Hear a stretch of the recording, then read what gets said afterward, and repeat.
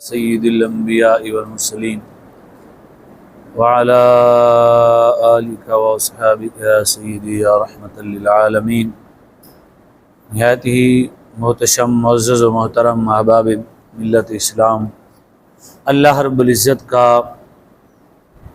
بے حد لامتناہی بے حساب شکر ہے جس نے ہم سب کو امام الانبیاء سید الانبیاء صلی اللہ علیہ وآلہ وسلم کی امت میں پیدا فرما کے سیرت رسول عربی صلی اللہ علیہ وآلہ وسلم سننے کی توفیق خیر نصیب فرمائی۔ یہ صفحہ نمبر 55 کھولیں، 55 صفحہ نمبر 55۔ آپ نے سماعت کیا کہ نبی کریم صلی اللہ علیہ وسلم نے 3 سال تک جو ہے تبلیغ و خفیہ فرمائی۔ 3 سال کے بعد علی اعلان سب کو بلا کر نبی کریم صلی اللہ علیہ وسلم نے اسلام کی دعوت عطا فرمائی، جس میں ابو لہب نے حضور کی طرف انگلی کی اور اللہ نے صورت اتاری۔ اور پھر یہ 3 سال کے بعد 2 سال کا عرصہ جب علی اعلان تبلیغ ہوئی تو ظلم و ستم اتنا بڑھ گیا کہ ہر کافر ظلم کو ثواب سمجھ کے کیا کرتا تھا۔ جس کی زبان پر بھی کلمہ ہوتا، جس کی زبان پر بھی توحید ہوتی، وہ جہاں سے نظر آتا اسے ستاتے، ماتحت ہوتا تو اسے تکلیف دیتے۔ لیکن خدا کی شان ہے، لاکھوں سلام ان اولین مسلمانوں پر، ایک بھی ایسا مسلمان نہیں ہے کہ مکے والوں نے اپنے ظلم سے اسے پیچھے ہٹایا۔ کیسی بات ہے، ایک بھی ایسا مسلمان نہیں ہے۔ ان کی پشتیں انگاروں پر پڑی رہیں، انگارے بجھ جاتے چربی پگھلنے کے بعد، سامنے ماں کو شہید کر دیا جاتا، باپ کو مارتے، رسیاں ڈال کر گھسیٹتے۔ خود امام الانبیاء مکہ شریف میں نماز ادا فرما رہے تھے، کفار کو معلوم بھی تھا کہ یہ حرم ہے، لیکن پھر بھی اونٹ کی اوجڑی بہت بڑی ہوتی ہے، وہ لا کر رسول اللہ صلی اللہ علیہ وسلم کے سجدے کی حالت میں اوپر رکھ دی۔ نماز آج وہ مسلم کیسے جواب دے گا رسول اللہ کو جو قالین کے اوپر نماز پڑھنے نہیں آتا، جو پنکھے کے نیچے نماز نہیں پڑھتا؟ اللہ کی قسم ہو دل ٹکڑے ہوتا ہے کہ ہم نے، ہمارے پاک رسول نے اس دین کی خاطر کیا کیا کیا ہے۔ کبھی مٹی کے ٹوکرے اٹھائے، کبھی پتھر کھائے، اور پھر اتنی بھاری اوجری تھی یہ کہ وہ مذاق بن گیا نا ان کا، انہوں نے مذاق بنایا اور پھر انہوں نے طنز کیا، استہزاء کیا۔ تو تھوڑی سی عمر میں ہماری ماں سلام اللہ علیہ سیدہ طیبہ سیدہ فاطمہ الزہرا رضی اللہ تعالی عنہ، وہ چھوٹی سی ننھی سی آئیں، انہوں نے اپنے ہاتھوں سے جو ہے نا اس کو سرکایا۔ یعنی اس قدر اسلام کے اوپر کڑا وقت آ گیا۔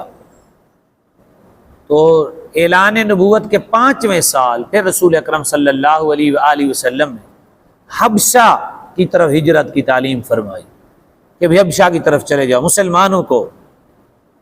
یعنی وہ رحمت للعالمین میں آ کر خود وہ تکلیف میں اور مصائب میں رہائش پذیر ہوئے، اپنی امت کو فرمایا بھی چلو تم کچھ دن سانس لے لو، حبشہ کی طرف جاؤ۔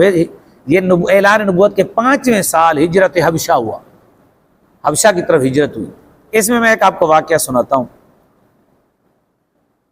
مصعب بن عمیر حضور کے ایک صحابی ہیں، انتہائی حسین تھے۔ حضور فرماتے ہیں مکے میں، حضور کے ساتھ مشابہت بھی تھی ان کی، کہتے ہیں مکے میں میں اتنا خوب روح خوبصورت لباس میں خوشبو معطر شخص نہیں دیکھا۔ ایسی خوشبو لگاتے تھے کہ مکے کسی گلی میں گزر جائے تو لوگوں کو پتہ چل جاتے مصعب گزر گیا ہے۔ اور سارا خرچہ کبھی بھی کلمہ پڑھنے تک سارا خرچہ اس کی والدہ نے اٹھایا، وہ بہت امیر تھی، تاجر تھی، انتہائی عیش و عشرت کے ساتھ زندگی گزاری۔ ایک دن چہرہ ودھا پر نگاہ پڑ گئی، صداقت ٹپتی ہوئی دیکھی، جو کائنات کی خوشبوئیں تھیں وہ بھول گئیں، خوبصورت لباس بھول گیا جس نے ہمارے آقا کو دیکھا، اور حضور کی بارگاہ عرض گزار ہوئے کہ یا رسول اللہ صلی اللہ علیہ وسلم مجھے کلمہ پڑھا دیجیے۔ حضور نے فرمایا مصعب یار پتہ تو ہے تمہیں، یہاں تو آگ میں قدم رکھنے والی بات ہے، اور یہاں تو مصائب کو گلے میں ڈالنے والی بات ہے۔ اس نے کہا رسول اللہ مجھے کلمہ پڑھائیں، حضور نے کلمہ پڑھایا، فرمایا مصعب تمہیں اجازت ہے مخفی رکھو اسلام کو۔ ایک دن کسی صحابی کو نماز پڑھتے دیکھا، پوچھا یہ کیا ہے؟ نماز ہے، سیکھی نماز، ویسے بھی حضور سے بھی پوچھی، چھپکے سے نماز پڑھی، حضور نے روکا تھا۔ آج اتنی حدیثیں ہیں ہمارے لیے کہ حضور نے فرمایا نماز پڑھو، وہ مجھ سے نہیں ہے، وہ فرعون کے ساتھ ہوگا، وہ حامان کے ساتھ ہوگا، وہ فلاں کے ساتھ ہوگا، وہ فلاں کے ساتھ ہوگا۔ سلطان باہو رحمۃ اللہ تعالی علیہ کا نعت خواں اور دیگر لوگ بڑا کلام پڑھتے ہیں، آپ فرماتے ہیں جو نماز نہیں پڑھتا وہ خنزیر سے بدتر ہے۔ شیخ سعدی کی بڑی باتیں آتی ہیں نیٹ کے اوپر نا، شیخ سعدی فرماتے ہیں کہ وہ شخص جو نماز نہیں پڑھتا اسے قرض نہ دو، جو رب کا قرضہ نہیں دیتا تمہارا بھی نہیں دے گا۔ جس کی 11ویں ہر مہینے کھائی جاتی ہے، وہ غوث پاک فرماتے ہیں جو بے نمازی ہے اسے مسلمانوں کے قبرستان میں دفن نہ کرو۔ امام الانبیاء سید الانبیاء صلی اللہ علیہ وسلم کے صحابی نے نماز پڑھی، ایک دشمن نے دیکھ لیا، اس نے جا کے اس کی ماں کو بتایا، اس نے کہا یہ بھی گیا، کھوا لو پیاؤ ایش کراؤ، ایش کرایا جی نا، کپڑے پایا نے کدے کام نو ہاتھ نہیں لاڑ دیتا، نخرے ہو دے تسی ہر جھلے نے، آپ پھر دیکھو۔ اس نے کہا مسئلہ ہی نہیں ہے، وہ بہت نازک ہے، اس نے کبھی تکلیف دیکھی نہیں ہوتی، کیا ہے ابھی ٹھیک ہو جائے گا۔ بلایا ابھی مصعب ایسے کیا؟ اس نے کہا ابھی ٹھیک ہو جائے گا، باندھو اس کو۔ مصعب بن عمیر کو باندھ دیا، تکلیفیں دی، کھانے کے لیے نہیں، پینے کے لیے نہیں، اب یہ مڑے گا، اب مڑے گا، اب مڑے گا۔ مصعب نے کہا وہ لذتوں کے گھوٹ بھول گئے جب سے میں نے توحید کا جام پیا ہے۔ ہاں جب سے رسول اکرم صلی اللہ علیہ وسلم کے چہرہ والدعا کو دیکھا ہے۔ پھر کسی طرح سے جب ہجرت حبشہ ہوئی نا، تب یہ رسول اکرم صلی اللہ علیہ وسلم کے صحابہ کے ساتھ یہ بھی کسی رشتہ دار کو کہہ کے اپنی وہ زنجیریں وغیرہ چھڑوائیں اور چلے گئے۔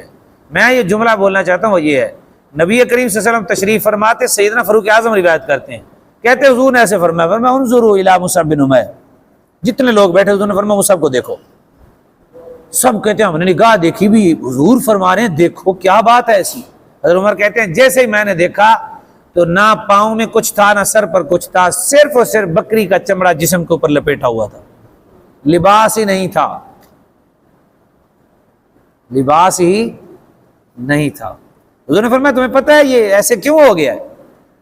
صحابہ خاموش، فرمایا یہ ہماری محبت میں ایسے ہو گیا ہے، یہ ہماری محبت کی وجہ سے ایسے ہو گیا کہ وہ لباس چھوڑ کر آج وہ ایسا نہیں ہوتا تھا، چمڑے کا لباس وہ اپنے ہاتھوں سے بنتا تھا، وہ بڑا سخت ہوتا ہے، جو خود ہاتھوں، دیسی جوتے بھی بڑے پرانے پاؤں کو توڑ دیتے تھے۔ تو وہ اس طرح سے مصعب بن عمیر رضی اللہ تعالیٰ، اور پھر دیکھو ایک دن مجھے کوئی پڑھے تھا مصعب بن عمیر کو، آپ پڑھیں، مصعب بن عمیر رضی اللہ تعالیٰ اتنا اعلیٰ عیش و عشرت کی زندگی گزارنے والے صحابی کہتے ہیں ہم نے خود دیکھا کہ ان کی آنکھوں کے نیچے نشان پڑ گئے بھوک کی وجہ سے، کھانا نہیں ملتا تھا، ہاں جی، ٹوٹے ہوئے جوتے ہوتے تھے، اچھا لباس نہیں ملتا تھا۔ حضور صلی اللہ علیہ وسلم سے مدینے والے آئے، پھر لوگ آئے نا، دوسری مرتبہ جب آئے نا نبی کریم صلی اللہ علیہ وسلم کے پاس، پہلی دفعہ تو کچھ لوگوں نے کلمہ پڑھ لیا، پھر آئے تو کچھ اور بھی لے آئے، تو نبی کریم صلی اللہ علیہ وسلم کو کہا یا رسول اللہ ہمیں کوئی اچھا سا آدمی دیں، وہاں جو ہے وہ کلمہ پڑھائے، کسی کو دین سکھائے۔ حضور نے فرمایا ٹھیک ہے میں بھیج دیتا ہوں، پھر انہی مصعب بن عمیر کو بھیجا، گھر چھوڑا مصعب بن عمیر نے۔ یہ وہ شخصیت ہیں جنہوں نے پہلا جمعہ مدینے میں پڑھایا ہے، اسلام کا پہلا جمعہ مصعب بن عمیر نے پڑھایا ہے۔ حضور سے اجازت لی، خط بھیجا، امام الانبیاء نے فرمایا ٹھیک ہے شروع کرو، پھر ایک صحابی کے گھر میں جمعۃ المبارک شروع کرایا انہوں نے، حضرت مصعب بن عمیر رضی اللہ تعالی۔ یہ وہ شخصیت ہے میرے بھائیو، احد میں شہید ہوئے ہیں تو ان کے نیچے تو تہ بند تھا لیکن جسم پر اتنا پیسہ نہیں تھا کہ قمیض لے لے۔ اور یہاں بڑی عظیم بات ہے، یہ بھی اسلام کے خطیب ہیں، ہر آدمی جاتا ہے نا مسجد کے انتظامیہ دوستوں کے پاس کہ ہمیں اچھا سا امام دے دیں، مدینے والے بھی رسول اللہ صلی اللہ علیہ وسلم کے پاس ہے کہ ہمیں اچھا سا امام دے دیں، یہ سنت ہے، حضور نے امام دیا، لیکن یہ پہلا امام جو رسول اللہ نے دیا انہوں نے حضرت معاذ، جو سعد بن معاذ کا نام سنا ہوا ہے آپ نے، ان کو کلمہ انہوں نے پڑھایا، اور سعد بن معاذ کا پورا قبیلہ کلمہ پڑھ لیا تھا اور قرآن پاک پڑھتے تھے بڑا خوبصورت، تو جو بھی سامنے آتا اس کو کہتے بیٹھ جاؤ، بیٹھتا قرآن سناتے، وہ وہیں کلمہ پڑھ لیتا۔ مدینے میں ان کا بہترین شکار تھا، اللہ کا قرآن پڑھا کرتے تھے، ہاں جی، اللہ کا کلام تلاوت کرتے تو لوگ گرویدہ ہو جاتے، پوچھتے یہ کیا ہے، یہ کہاں سے ہے، اس کے الفاظ، اس کے جملے، اس کا انداز، اس کی نصیحت، اس کا طریقہ، اس کے قصے اور اس کا جناب اتراؤ چڑھاؤ، یہ کیسا ہے یار، یہ ہے کیا، آج تک تو کسی شاعر کا ایسا کلام نہیں سنا۔ مصعب بول اٹھتے کہ وہ شاعر کا کلام نہیں ہے، میرے رب کریم کا کلام ہے، اور یہ اترتا ہے ہمارے محبوب صلی اللہ علیہ وسلم پر۔ تو یہ پھر احد میں شہید ہوئے، تو تن پہ قمیص نہیں تھی، جب دفنانے لگے تو اس وقت کفن بھی نہیں تھا۔ ایک زندگی میں مجھے کوئی ایک جملہ دکھا دے، اگر مصعب بن عمیر نے کہا مجھے کچھ نہیں دیا۔ مسجد میں جا کے مولوی صاحب ہر وقت تنگ ہوتے ہیں، اور جی ہمیں ملتا کچھ نہیں ہے، جی ہمیں کوئی دیتا نہیں ہے، جی ہم بھوک رہتے ہیں، ہمیں فلاں ہوتا ہے، ہمارا فلاں ہوتا ہے۔ اللہ کی قسم، دیندار آدمی اگر جنگل میں بیٹھ کے دین کا کام شروع کر دے، جنگل سے اللہ تعالیٰ اس کو رزق دے گا۔ کیسے ہو سکتا ہے یار، بندہ کام خالق کا کرے، کام رسول اللہ کا کرے، اور وہ ویسے بھوکا رہ جائے؟ یہ کمی ہم میں ہوتی ہے، ہم لوگوں پہ ڈالتے ہیں۔ اس لیے یہ جو سارا ڈیری بناتے ہیں، اتنے پیسے لینے ہیں، اتنے پیسے لینے ہیں، وہ خطیب رسول، وہ پہلا امام مدینے کا، وہ پہلا خطیب مدینے کا، جس کو رسول اللہ نے بھیجا، اس کو پڑھا کریں۔ میری دعوت ہے ان خطباء کو، اور اللہ تعالیٰ مجھے ان کے صدقے سے مجھے بھی ہدایت عطا فرمائے، تا حیات ہم سب کو اس کی برکات نصیب فرمائے۔ تو یہ ہیں جی مصعب بن عمر۔ یہ پھر حبشہ کی طرف جب ہجرت ہوئی اور پھر جناب مسئلہ بن گیا، اللہ اکبر، یہ پھر انہوں نے جا کے وہاں بھی کچھ نہیں چھوڑا۔ میں ایک آپ کو بات سناتا ہوں، بڑی عظیم ہے، یہاں پر اختتام بھی کر دیتے ہیں۔ نبی کریم صلی اللہ علیہ وسلم کی بیوی ہے ام حبیبہ، کیا نام ہے؟ ان کا خاوند بھی گیا تھا مسلمان بن کر، لیکن وہاں جا کے وہ کیونکہ کوئی رہنما ظاہری طور پہ بس کچھ تھا نا اندر، تو وہاں جا کے وہ بیٹھ گیا۔ تو ام حبیبہ جو ہے وہ وہیں سے انہوں نے پیغام بھیجا رسول اللہ صلی اللہ علیہ وسلم کو، میں نے آپ سے نکاح کرنا ہے۔ ام حبیبہ یہ حضرت امیر معاویہ کی بہن ہے، سفیان کی بیٹی ہے۔ اس وقت جب یہ اسلام نہیں لائے تھے، یہاں میرے محبوب کی ایک اخلاق کی بات میں آپ کی گوش گزار کرنا چاہتا ہوں۔ تو نبی کریم صلی اللہ علیہ وسلم نے شاہ حبشہ کو خط لکھا کہ میرا حق مار ادا کر کے وکیل بن کے میرا نکاح پڑھا دیں۔ پھر نجاشی بادشاہ کی خوش نصیبی ہے کہ حق مار بھی انہوں نے دیا، اور نکاح بھی رسول اللہ صلی اللہ علیہ وسلم کا انہوں نے وکیل بن کے پڑھا دیا۔ حضرت ام حبیبہ رضی اللہ تعالی عنہ، میرے آقا نے، یاد رکھیں، ہم جب رشتے کرتے ہیں تو سب سے پہلے دیکھتے ہیں اس کے باپ کو ہیں، اس کے بھائیوں کا کبھی ہم رشتہ نہیں کرتے۔ اسلام کی خاطر میرے آقا نے ان سے بھی رشتہ کیا جنہوں نے تکلیفیں دی تھی۔ حضور نے اس لیے کہ ان کا دل نرم ہوگا اسلام لائیں گے، میرے رشتہ دار بنیں گے، ان کا دل نرم ہوگا اسلام لائیں گے۔ جب نبی کریم صلی اللہ علیہ وسلم کے ساتھ یہ صلح حدیبیہ ہوئی نا، تو پھر ابو سفیان گیا، تو کسی کام کے سبب گیا، کوئی مسئلہ تھا یہ صلح حدیبیہ کا، تو اس نے سوچا بیٹی کے گھر جاتا ہوں، یہ صحیح حدیث سے ثابت ہے۔ اور جب حضور نے اتنا عطا کیا، پھر اللہ نے ام حبیبہ کو کیا دیا؟ وہ آئے تو اپنی بیٹی کے گھر گئے، رسول اللہ کی بیوی ہیں، تو جیسے کمرے کے اندر گئے، ابو سفیان گیا نا، تو جلدی سے وہ اندر سے دوڑ کے، باپ نے سوچا یہ بڑی جو ہے نا بڑی ہی مطلب اس کو میری جدائی نے ستایا ہوا تھا، تو اس نے کہا ابو جی ایس 4 پہ تیری بہنا اتنے بہنا ہے۔ باپ نے کہا کہ اچھا نہیں ہے یا میں اس کے لائق نہیں ہوں؟ آپ نے فرمایا نہیں، تو مشرک، اور مشرک پلید ہوتا ہے، اور یہ میرے نبی کا بستر ہے اور یہ پاک ہے۔ ابو سفیان نے لوگوں کو جا کے بتایا اخلاق حبیب اتنا بڑا عظیم ہے، اخلاق حبیب اتنا بڑا عظیم، اور اس وجہ سے ابو سفیان اسلام لائے۔ قرآن مجید میں اللہ رب العزت نے فرمایا محبوب تم نے برائی کا بدلہ برائی نہیں دیا، تم نے ادفع باللتی احسن فاذا الذی بینک وبینہ عداوۃ کانہ ولی حلیم، فرمایا آپ یہ برائی کا بدلہ اچھا ہی دیتے جائیں، دیکھیں دشمن میں دوست بنا دوں گا، دوست بنا دوں گا۔ تو یہ ہمارے آقا و مولا صلی اللہ علیہ وسلم کے سیرت کے، یہ سیرت پڑھنا بہت ضروری ہے۔ سیرت کے بغیر میں کہا کرتا ہوں انقلاب ہی نہیں آ سکتا۔ جتنے بھی احباب، بالخصوص ہر مسلمان، بالعموم اور بالخصوص وہ لوگ جو سٹیج پر ہیں، جو ممبر پر ہیں، انہیں چاہیے کہ رسول اللہ کی 23 سالہ کی زندگی کم از کم پڑھیں۔ 23 سالہ کی زندگی، اور 23 سالہ زندگی میں حضور کے شیب ابی طالب غور سے پڑھیں، میرے آقا مولا صلی اللہ علیہ وسلم کے غزوات کو غور سے پڑھیں، اور حضور صلی اللہ علیہ وسلم کی 13 سالہ مکی زندگی حرف بحرف پڑھیں اور اسے سمجھیں، پتہ چلے کہ دین کی خاطر میرے نبی صلی اللہ علیہ وسلم نے، ہم سب کے آقا نے کیا کیا کیا ہے، اس دین کی خاطر کیا کیا کیا ہے۔ اور آج اگر میں نے پیسے لے لیے اور میری بات آگے تک نہ پہنچی تو کیا جواب دیں گے رسول اللہ کو؟ حضور نے فرمایا ادھر چاند رکھو، ادھر سورج رکھو، مجھے جو چاہو دے دو، میں نے اپنے رب کا پیغام پہنچا کے چھوڑا۔ یہ تعلیم کتنا بڑا جملہ ہے، تم مجھے کروڑوں دو، لاکھوں دو، لیکن میری بات سنو، کچھ نہ دو، میرے نبی کی بات سن لو۔ اور اللہ جانتا ہے، میں اس جملے پہ میری وہ ویڈیو بھی موجود ہے، مجھے یہاں کے دوست ہیں وہ تقریر پہ لے گئے، تو میں جب وہاں گیا رات کا ٹائم تھا، نعت خواہ نعت پڑھ رہے تھے، اور وہ ایک لائن میں آتا پیسے ڈالتا، دوسرا لائن میں آتا پیسے ڈالتا، وہ آپس میں باتیں کر رہے ہیں کہ پیسے گنتی کر رہے ہیں کہ پیسے۔ میں اس چیز کا بالکل میں معتدل آدمی ہوں، نہ میں پیسے ڈالنے کو کفر کہتا ہوں اور نہ کہتا ہوں ڈالو۔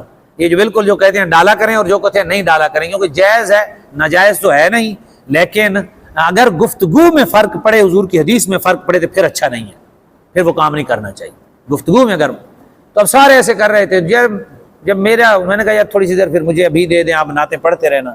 اللہ جانتا ہے وہ سارے احباب، جب میں نے ان کو یہ باتیں سنائی چند صحابہ کی، میں نے کہا خدا کے بندو، دین کی بات بیٹھ کے سنو، تم نے اتنا خرچ کیا ہے، میری ایک بات ہی سن لو، بلایا اگر تو عمل کی نیت سے بیٹھ جاؤ، تم نے بھی اسی نبی کا کلمہ پڑھو۔ لوگ بیٹھ گئے، سناٹا چھا گئے، سارے بیٹھ گئے، انہوں نے غور سے بات سنی۔ ہمارا قصور بھی ہوتا ہے کہیں، ہم وہ اس طرح کی بات نہیں کر سکتے، ہمارے اندر ایک کونے میں بھی لالچ ہوا نا، بات 100% کسی کے آنے پہنچ رہی، ایک کونے میں بھی لالچ ہوا۔ ہاں لالچ یہ ہو جتنے آئے ہیں اللہ کرے یہ سارے کے سارے اور میں بھی ہم رسول اللہ کے غلام بن جائیں، دعا کرتا جائے اور بیٹھے بھی دعا کرے، پھر واپس آتے بھی دعا کرے، اس نہج سے جائے، اس طریقے سے آئے، تو انشاءاللہ تعالی یہ ممکن نہیں کہ اثر نہ ہو، یہ نہیں پھر ہو سکتا۔ پھر رب تو رب ہے نا، دین تو اسی کا ہے، ہم نے تو اپنے طریقے کے ساتھ جو ہے نا کام کرنا ہے۔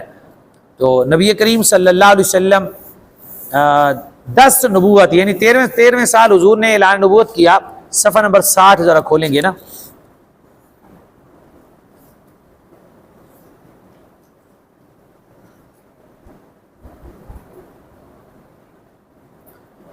ساٹھ پہ نا اسی ذرا دیکھ لیں کہ نبی کریم صلی اللہ علیہ وسلم یہ نبوت کا 10واں سال ہے جی، یہ اس کو عام الحزن کہتے ہیں، حضور کی اعلان نبوت کا 10واں سال، اس کو کیا کہتے ہیں؟ عام الحزن۔ اللہ اکبر۔ اس سال میں نبی کریم صلی اللہ علیہ وسلم کی اہلیہ حضرت سیدہ خدیجۃ الکبریٰ انتقال فرما گئی، جو بہت زیادہ ہر وقت گھر میں بیٹھی خدمت کرتی، بہر دکھوں سے حضور مصائب سے آتے تو وہ مسکرا پڑتی، وہ خدمت کرتی۔ یا رسول اللہ ایسا نہیں، آپ تو سچے نبی ہیں، آپ جیسا بھلا کوئی ہو سکتا ہے، آپ کو کچھ نہیں ہونا، اللہ نے آپ کی حفاظت کرنی ہے، آپ تو سب کے لیے رحمت ہیں، آپ تو سب کا شفقت ہیں، یتیموں کے آپ ہیں، بیواؤں کے آپ ہیں، غریبوں کے آپ ہیں، مظلوموں کے آپ ہیں، آپ کا تبسم، آپ کی ادا، آپ کی سخاوت، آپ کی محبت وہ حضور صلی اللہ علیہ وسلم کو دلاسے دیتی اور باتیں کرتی۔ وہ دنیا سے تشریف لے گئیں۔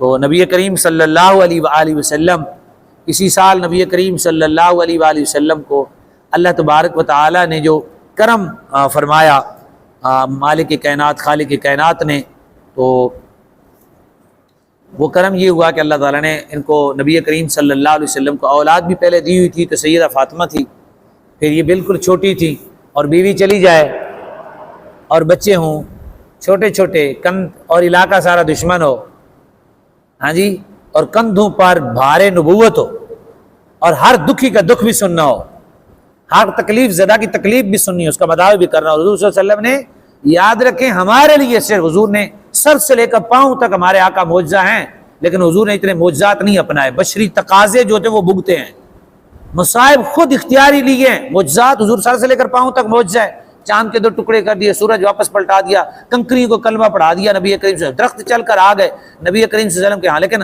اکثر حضور نے ایسے نہیں فرمایا۔ گٹھلیاں آپ کو پتہ ہے، وہ یہ گٹھلیاں کی جو روایت ہے وہ ضعیف ہے، روایت صحیح جو ہے وہ یہ ہے حضور نے درخت لگوائے تھے، درخت لگوائے تھے، اگرچہ ٹھیک ہے ضعیف روایت فضائل میں مقبول ہے، اور جو معتبر اور مستند ہے وہ اس طرح ہے۔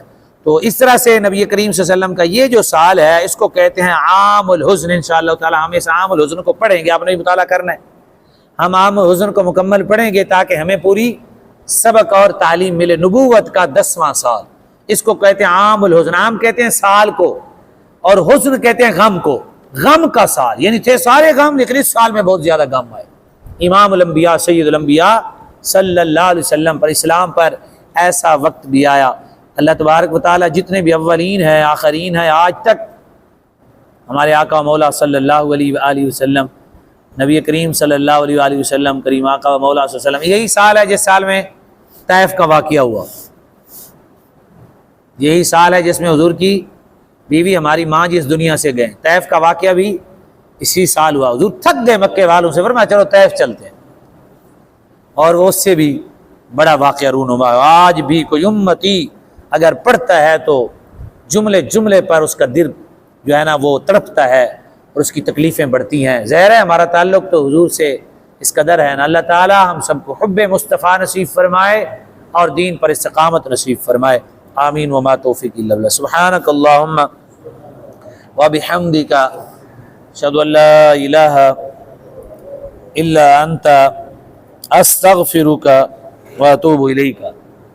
یا رب العالمین، یا ارحم الراحمین، یا مولا کریم، یا اللہ تیری عظیم کریم عالی بارگاہ میں ہم حاضر ہیں، تیری بارگاہ میں کمی نہیں ہے یا اللہ، تو کرم کرنے والا ہے، تو ہمارے اوپر کرم فرما دے، ہمارے اوپر رحمت فرما دے یا رب العالمین۔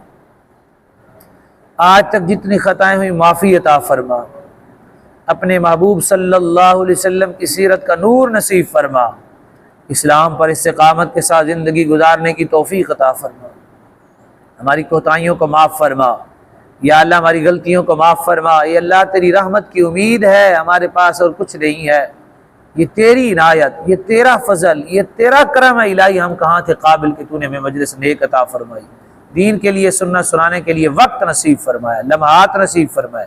اے دعاؤں کے قبول کرنے والے رب، جتنے تجار حضرات تیرے نبی کے دین کی خاطر، اپنے دین کی خاطر بیٹھے، بخشش تیری محبت کی خاطر بیٹھے الہی، یہ خاص مجلس تیری رضا کے لیے ہے، ہم سب کی اس مجلس کو قبول فرما لے یا رب العالمین۔ تجاروں کو برکتیں ایسی نصیب فرما کہ ان کی تجارت عالم دنیا پر غالب آ جائے۔